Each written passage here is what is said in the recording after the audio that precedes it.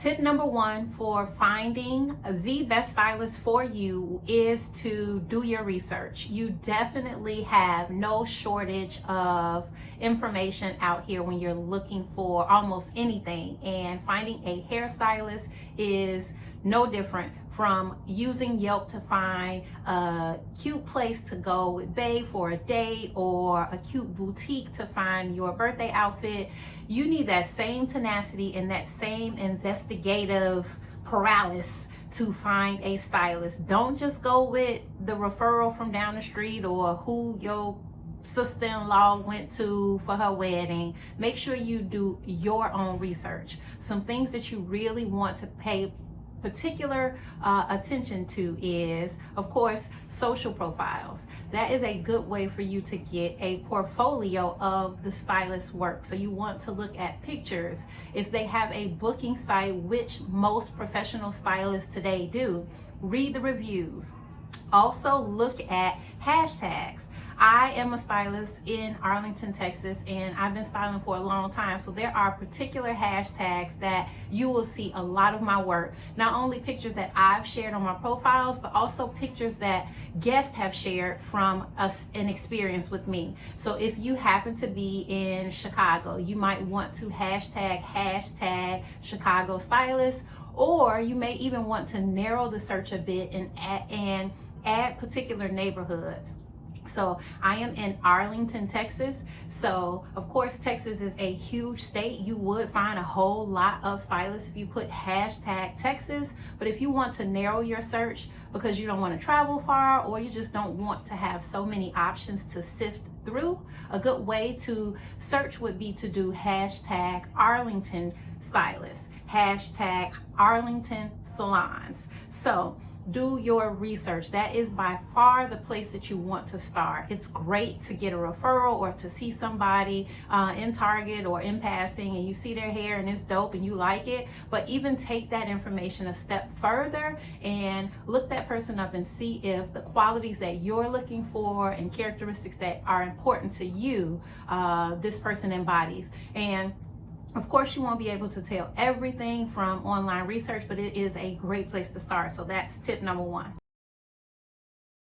When I say specialty and why you should always look for a stylist who has a specialty in whatever your need and desire is and style is, you can do away with a lot of the stress, the anxiousness of coming to a new stylist when you know that you're going to somebody who does what you are looking for. They've done it, they've seen all type of hair textures, they're not new to the rodeo. When someone comes to me for short hair, when they visit me here at the Pixie-ish Salon Suite, they know that I am about short hair. I rock short hair. I've been doing short hair for decades. I have short hair products. I have tons of video and content online that solidifies that I am a great choice if you're looking for someone who specializes in short hair and precision haircuts. So whatever you're looking for, so wherever you are, make sure you are narrowing your search by looking for someone who has a specialty in the area of styling that you are looking to get.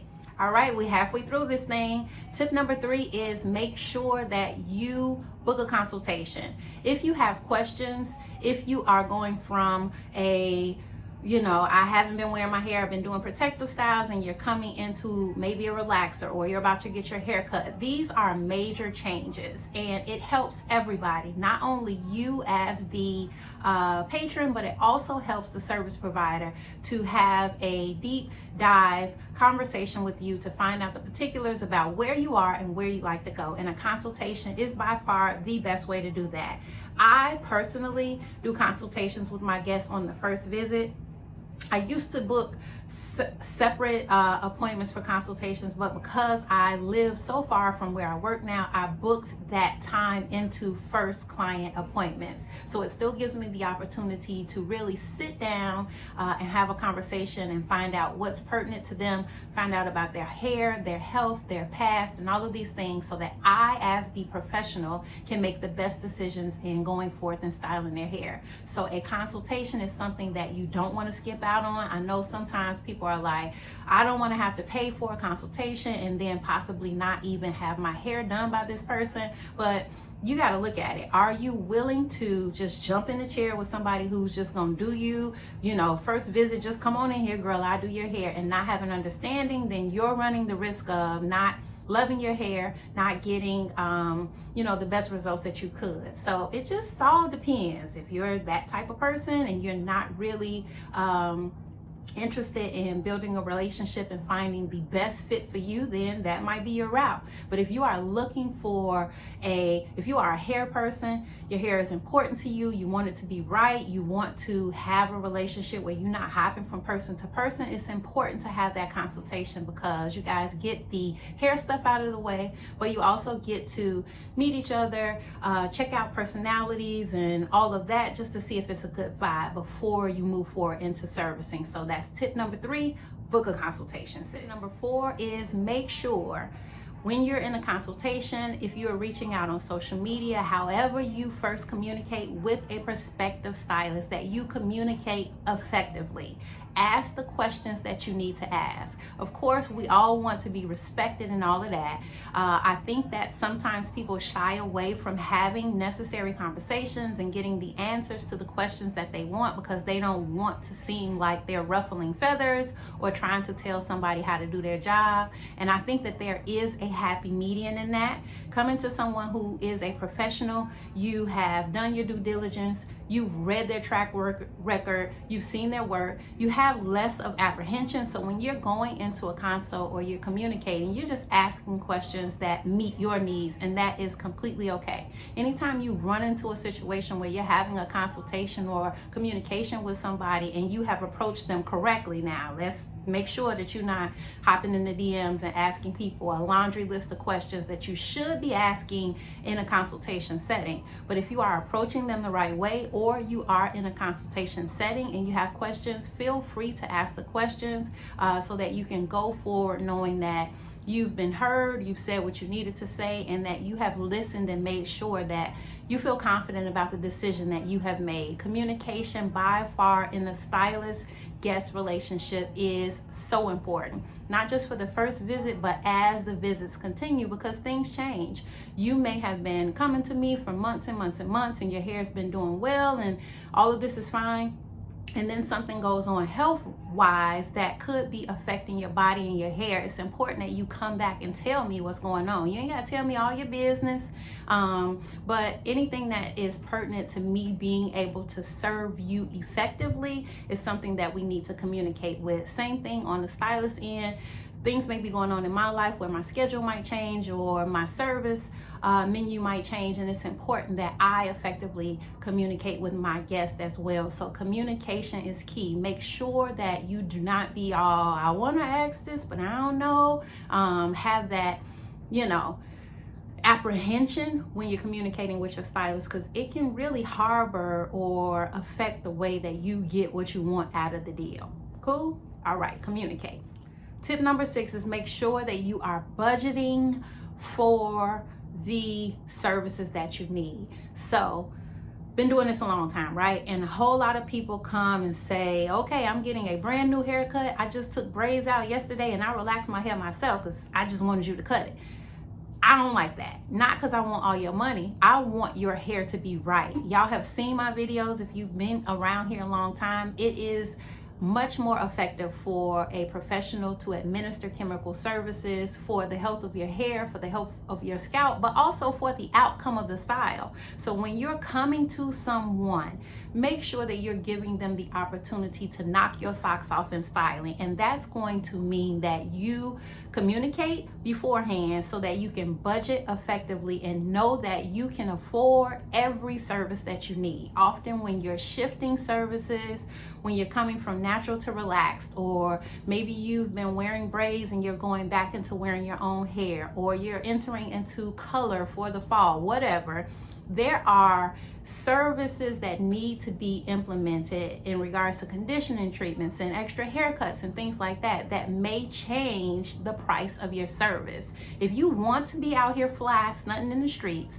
make sure that your budget meets also the flyness, the level of flyness. So Budget so that you can get everything you need in a professional setting. Don't be that person at home that is hodgepodge in the hairstyle and you want to do 75% of the hairstyle at the house and then come and let the stylist cut it, and then you like, oh, I don't know why it didn't turn out the way it want to, because you ain't had no business putting that color and that relaxer in your hair.